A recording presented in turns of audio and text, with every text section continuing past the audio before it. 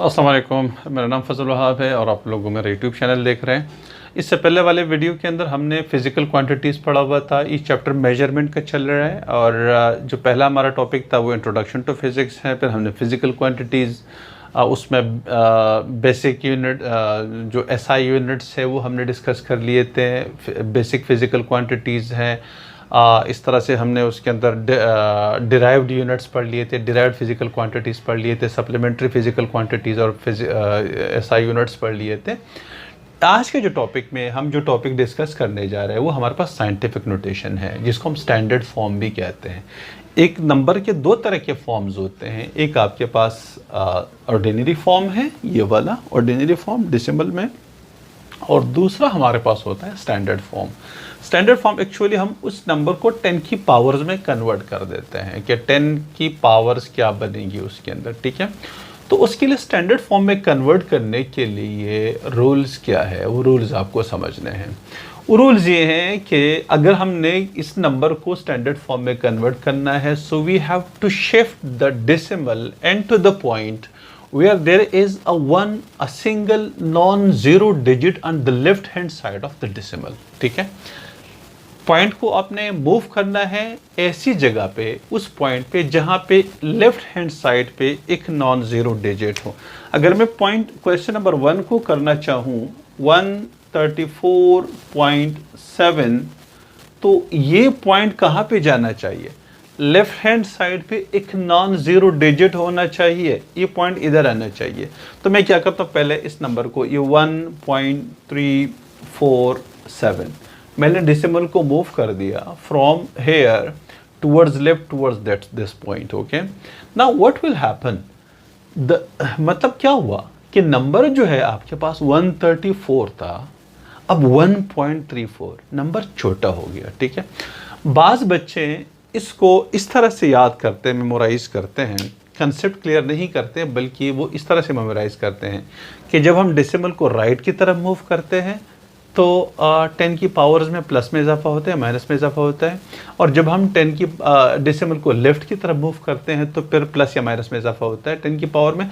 वो इस तरह से मेमोराइज करते हैं कि राइट की तरफ मूव करेंगे तो नंबर बड़ा हो जाता है, तो 10 की पावर माइनस में इजाफा करेंगे, अगर हम लेफ्ट की तरफ मूव करेंगे तो नंबर अच्छा। लेकिन वो नंबर बड़ा और छोटा होना उसके जहन में नहीं होता, सिर्फ बस वो उसने ये याद किया हुआ था कि राइट की तरफ मूव करेंगे तो 10 की पावर माइनस में होगा, और लेफ्ट की तरफ मूव करेंगे तो एक्चुअली आपका जो कंसेप्ट है that should be very clear. आपको राइट और लेफ्ट को छोड़ दें बिल्कुल, क्योंकि राइट और लेफ्ट को अगर करेंगे तो फिर कंफ्यूजन होती है, कहीं पे आप आगे दोनों के अंदर कंफ्यूज हो जाते हैं। तो बेहतर है आप ये देखें कि जब आप पहले डेसिमल कहाँ मूव करना है, वहाँ मूव करना है जहाँ पे लेफ्ट हैंड साइड पे एक सिंगल नॉन ज़ीरो डिजिट आपके पास हो, जैसे हमने इसको इधर मूव करना है, ठीक है। अब ये देखिए कि नंबर बड़ा हो गया या छोटा हो गया। नंबर इस डेसिमल के मूव करने से छोटा हो रहा है। 134 था, अब 1.34 आपके पास आ रहा है, ठीक है, 7। तो अब नंबर जब छोटा हो रहा है तो नंबर के अंदर चेंज नहीं आना चाहिए। नंबर हमारे पास वैल्यू के अंदर चेंज नहीं आनी चाहिए। अब वैल्यू के अंदर चेंज आ गई है, वैल्यू कम हो गई है, तो लिहाजा मैं क्या करूँगा, 10 की पावर कितने बार मूव किया, 1 2 प्लस 2 में इजाफा कर रही है उसके अंदर। इसको 10 की पावर 2 से जब मल्टीप्लाई कर देंगे तो exactly you will get this value. So now the values are same, both the numbers this and this one both have the same values, ठीक है। तो अब जब नंबर छोटा हो रहा है तो 10 की पावर प्लस में आपने क्या करना है, प्लस 2 प्लस 1, जो भी जितने बार आपने मूव किया उतने बार उससे आपने मल्टीप्लाई करना है, ठीक है। और अगर आपके पास नंबर जैसे पार्ट 2 के अंदर ये देखिए, ये पार्ट 2 हम कर रहे हैं 0.0023 ये नंबर है। डेसिमल को कहाँ पे मूव करना है, जहाँ पे लेफ्ट हैंड साइड पे एक नॉन ज़ीरो डिजिट। मेरे पास मैंने सीधा सीधा 2.3 लिखना है, 2.3 पॉइंट को मूव किया मैंने इधर, क्योंकि ये उसकी असल जगह यही है, उसकी डेसिमल की स्टैंडर्ड फॉर्म में असल जगह यही है। अब जब मैंने इसको मूव कर दिया तो मैं देखता हूँ कि नंबर मेरा बड़ा हो रहा है। राइट की तरफ मूव करने से 0.0023 से 2.3 बन गया, नंबर काफ़ी बड़ा हो गया। तो अब मैं क्या करूँगा कि 10 की उसको बैलेंस करने के लिए 10 की पावर कितने बार मूव किया, 1 2 3, -3 से मल्टीप्लाई कर दूंगा। अब ये एग्जैक्टली इन दोनों में कोई फर्क नहीं आएगा। व्हेन यू मल्टीप्लाई 2.3 विद 10 की power -3 you will get 0.0023। So there is no difference between the values of these two. Okay, so ये आपके पास मेथड यही है। अगर आप राइट लेफ्ट की याद करेंगे तो फिर कंफ्यूजन होगी। कंसेप्ट ये होना चाहिए कि नंबर डेसिमल के मूव करने से नंबर या तो बड़ा होगा या छोटा होगा, लेकिन छोटा बड़ा होना नहीं चाहिए। तो हम क्या करेंगे, उसको 10 की पावर से मल्टीप्लाई करके उसको बैलेंस कर देंगे, दोबारा वैल्यू सेम कर देंगे। ठीक है, तो मेथड यही है। इस तरह से मेरे पास पार्ट 3 है। पार्ट 3 में 0.2003 है। तो डेसिमल को कहाँ मूव करना है, लेफ्ट हैंड साइड पे नॉन जीरो डिजिट इधर आना चाहिए। मेरे पास आ जाएगा 2.003। 10 की पावर कितनी बार मूव किया मैंने, एक बार मूव किया और नंबर बड़ा हो गया, 0.2 से 2 पॉइंट बन गया, तो -1। एक बार मूव किया तो 10 की पावर -1। तो ये हमारे पास जो है साइंटिफिक नोटेशन है, बिल्कुल सिंपल है, इसमें कोई मुश्किल चीज़ नहीं है। नेक्स्ट हमारा जो टॉपिक है वो एरर्स इन अनसर्टेनिटीज है। ये हमारा टॉपिक है, एरर्स इन अनसर्टेनिटी। ठीक है, ओके, अब एरर इसको मैं ज़रा हटा देता हूँ।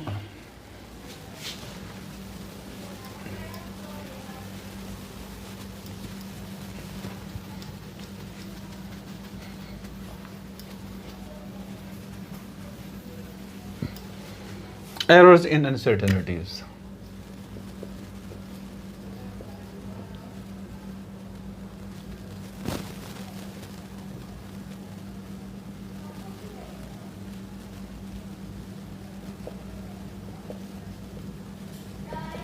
एरर्स इन अनसर्टेनिटीज, ठीक है, ये हमारे पास जो है वो टॉपिक है। अब इनके अंदर क्या होगा कि एरर्स क्या होते हैं। एरर जब भी कोई आप रीडिंग ले रहे होते हैं, कोई एक्सपेरिमेंट कर रहे होते हैं और एक्सपेरिमेंट के दरमियान आपने रीडिंग लेनी होती है, इक्विपमेंट आप यूज़ कर रहे होते हैं, तो इस इक्विपमेंट के अंदर एरर्स आता है। उसके बेसिकली मेन दो रीजंस होते हैं। बेसिकली जो बड़े जो दो रीजन है, एक आपके पास है रैंडम एरर है और एक आपके पास आता है सिस्टमेटिक एरर आपके पास आता है।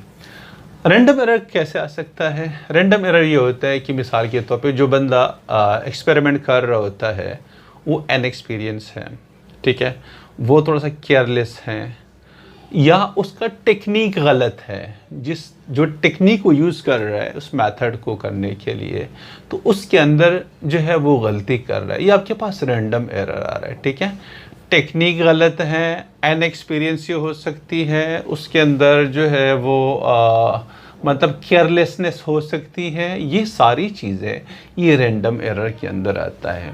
दूसरा हमारे पास सिस्टमेटिक एरर होता है। जो इक्विपमेंट आप यूज़ कर रहे होते हैं, जो ऑपरेटर्स आप यूज़ कर रहे होते हैं, उस ऑपरेटर्स के अंदर कोई खामी हो सकती है, कोई ख़राबी हो सकती है, ऑपरेटर्स ख़राब हो सकता है पहले से, ठीक है, तो या उसके अंदर जो कैलिब्रेशन की गई है, जो डिग्रियाँ डाली गई है वो गलत है, वो सही से नहीं डाली गई है, या उसको जब आप बंद और खोल देते हैं तो उसके अंदर कुछ लूजिंग इफ़ेक्ट्स हैं जिसकी वजह से आगे पीछे हो जाता है।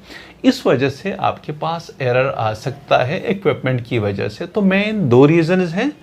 रैंडम एरर है, random error means the person which is conducting the experience, he is making some kind of mistakes because of his inexperience, because of his inadequate technique, this may be the reasons, ठीक है ना, और because of his carelessness, ये कुछ reason हो सकती है जिसकी वजह से आपके पास एक रैंडम एरर आता है। सेकंड हमारे पास जो आ रहा है वो सिस्टमेटिक एरर, इक्विपमेंट के अंदर कोई ख़राबी है उसकी वजह से एक के पास एरर आ रहा होता है। ठीक है, एक चीज़, अब इन दोनों को दुरुस्त करने का तरीका होता है। जो रैंडम एरर होता है वो इस तरह से, देखिए एक गलती, ये जो मैं आपको थोड़ा समझा दूं कि एक मिसाल के तौर पे आप पेंडुलम का टाइम पीरियड निकालना चाहते हैं, तो आपको क्या करना है, एक पेंडुलम आपने यू लेकर गए, पेंडुलम, ठीक है, यहाँ भी पकड़ा हुआ है और दूसरे हाथ में हमने स्टॉप वॉच रखा हुआ है, ठीक है। अब आपने क्या करना है, एक एग्जैक्टली एक साथ पेंडुलम को छोड़ना है और जो स्टॉप वॉच है इसके बटन को दबाना है, स्टॉप वॉच को स्टार्ट करना, पेंडुलम को छोड़ना, बिल्कुल exactly that should be at the same time, ठीक है। अब हुआ क्या है कि आपने पेंडुलम को छोड़ दिया और स्टॉपवॉच को थोड़ी देर से दबा दिया, मतलब थोड़ा सा डिफरेंस आ गया उसके अंदर। या आपने पेंडुलम बाद में छोड़ा, स्टॉपवॉच को पहले दबा दिया, अब उसमें जाहिर है आपका टाइम पीरियड सही नहीं आएगा, ठीक है।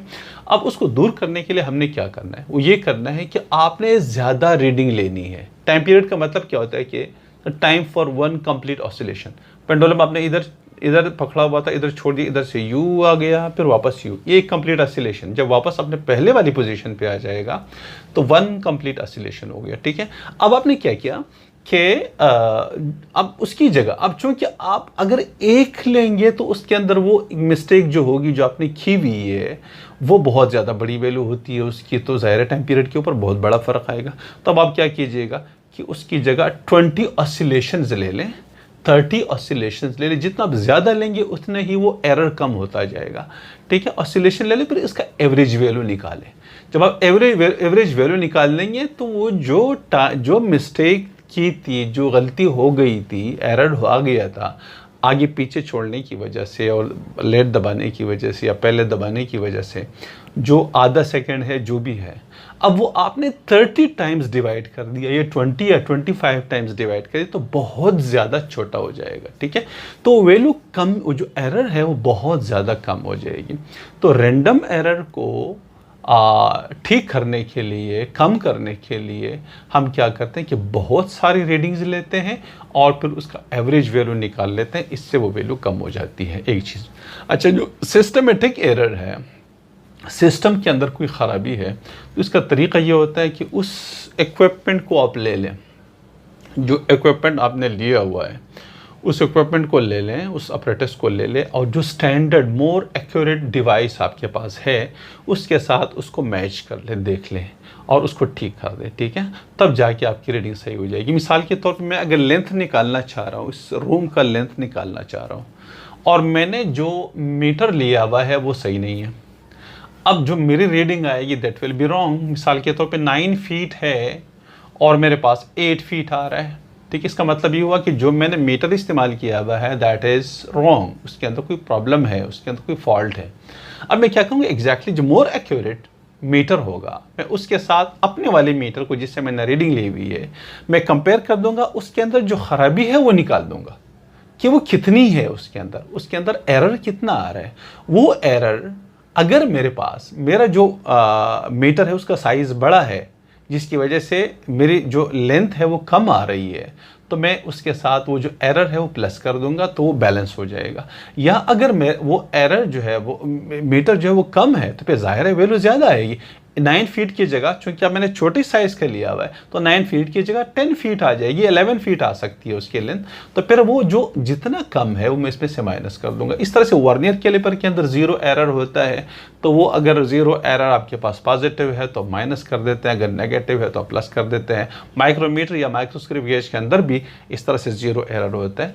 तो वो एरर, सिस्टमेटिक एरर को हम क्या करते हैं कि उसको एक मोर एक्यूरेट जो डिवाइस है उसके साथ उसको मैच करते हैं, उस एरर को निकालते हैं और वो एरर फिर हम बाद में फाइनल रीडिंग के साथ एडजस्ट कर देते हैं और इस तरह से उस एरर को हम कम से कम कर सकते हैं, ठीक है। ओके, नेक्स्ट हमारा जो इसके अंदर है, ये तो एरर की बात हो गई। नेक्स्ट हमारे पास अनसर्टेनिटी है।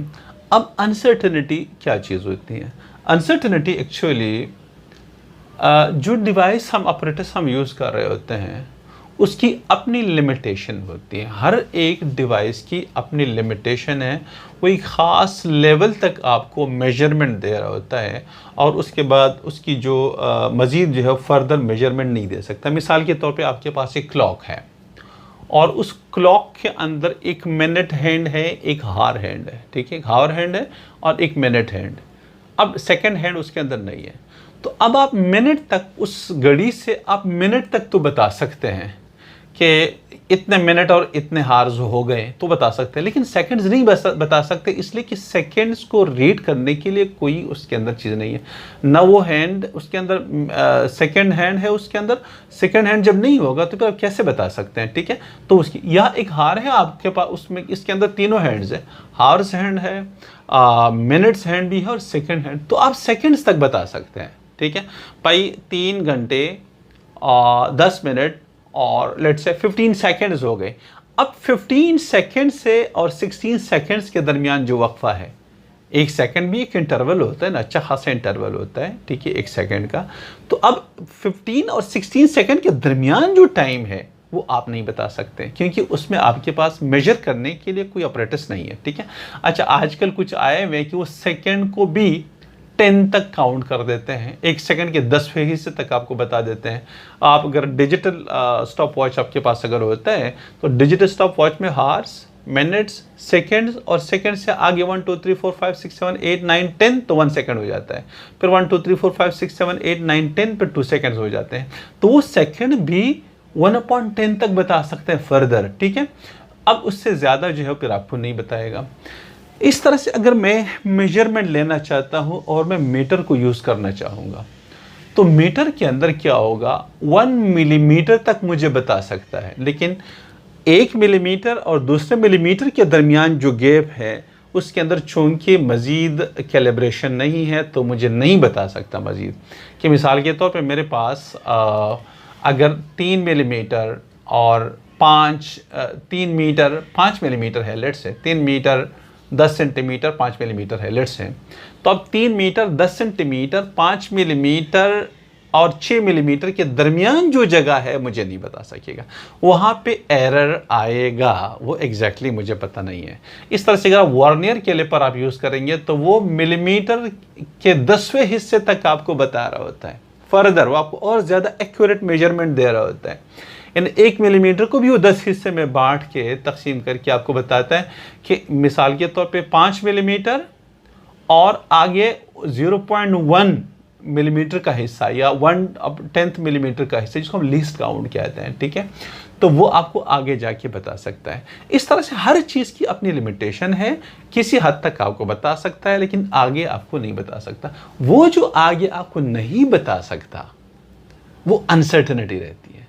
मेरे पास टाइम अगर 2 घंटे 3 मिनट्स और 4 सेकेंड्स आ रहे हैं, वो तो एग्जैक्टली वो तो सही है, लेकिन 4 सेकंड से और 5 सेकंड के दरमियान का वक्फा वो अनसर्टेनिटी है, वो मुझे पता नहीं उसके अंदर कि 4 सेकंड से ऊपर कितना हो गया। 5 सेकंड हो जाएगा तो फिर तो सही है, लेकिन 5 सेकंड नहीं हुआ, 4 से ऊपर हो गया, 4 से ऊपर हो गया, 5 नहीं हुआ, 4 और 5 के दरमियान में वो मैं नहीं बता सकता, वो अनसर्टेनिटी कहलाती है, ठीक है।